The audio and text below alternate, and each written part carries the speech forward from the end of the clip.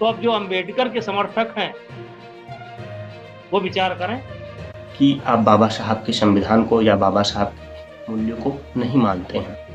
नमस्कार साथियों, उत्तर प्रदेश में राजनीतिक हलचल गर्म है। अभी दिल्ली में राहुल गांधी ने एक सम्मेलन किया है जिसमें ओबीसी को प्रमुख बनाया गया है, यानी कि ओबीसी समाज को प्रमुखता दी गई है।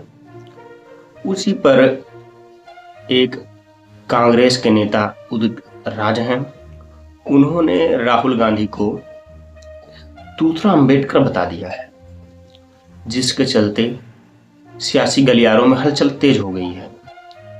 भाजपा नेता ब्रिजभूषण शरण सिंह ने तो उदित नारायण के ऊपर बहुत बड़ी टिप्पणी कर दी है। उदित नारायण को लताड़ते लताड़ते वह अपने भाषा की मर्यादा को इतना आगे बढ़ा देते हैं कि बाबा साहब का अपमान तक हो जाता है। आप इस क्लिप को देखिए। उदित राज उन्होंने कहा कि राहुल गांधी दूसरे अम्बेडकर हैं। चलिए, उदित राज की बुद्धि को बहुत सलाम। सबसे पहले भारतीय जनता पार्टी में आए और सांसद बने और अब वो ज्ञान बांटने का काम कर रहे हैं। आप इस क्लिप में देख रहे होंगे कि जब जर्नलिस्ट सवाल करता है कि उदित नारायण ने ऐसा ऐसा कहा है कि अम्बेडकर दूसरे अम्बेडकर हैं जो राहुल गांधी हैं, तो कहते हैं उदित नारायण के सोच को सलाम। पहले वह भारतीय जनता पार्टी में थे और अब ज्ञान बांट रहे हैं।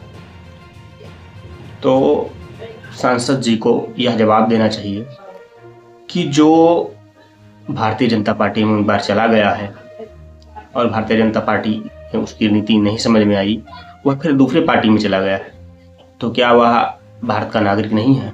वह सवाल नहीं पूछ सकता, अपने दल का, अपने लोगों का प्रचार नहीं कर सकता, अपनी भावनाओं को व्यक्त नहीं कर सकता?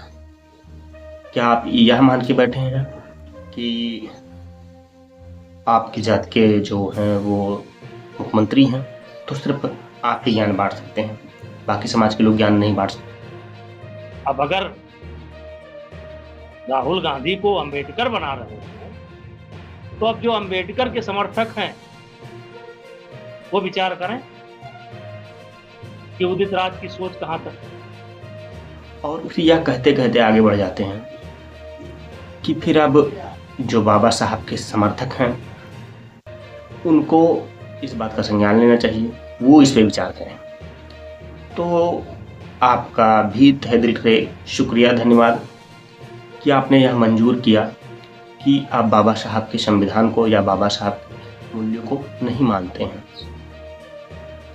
आप घोर मनुवादी हैं और मनुवादी होने का मतलब यह है कि पिछड़े, दलित, आदिवासी, अल्पसंख्यक सभी समाज पे अत्याचार करना आप अपना जन्मसिद्ध अधिकार मानते हैं। अगर आप ऐसा ही सोचते हैं तो वाकई में जो अम्बेडकर को मानने वाले लोग हैं वह जल्द ही आपके पक्ष में रैली करते हुए नजर आएंगे।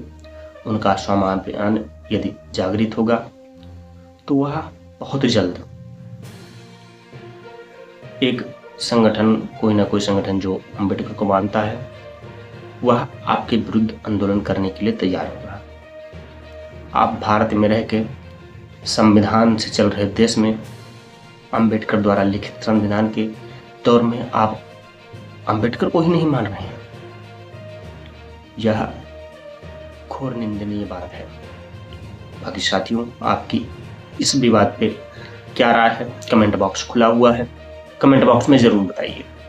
मिलेंगे आपको किसी अगले विश्लेषण में। शुक्रिया।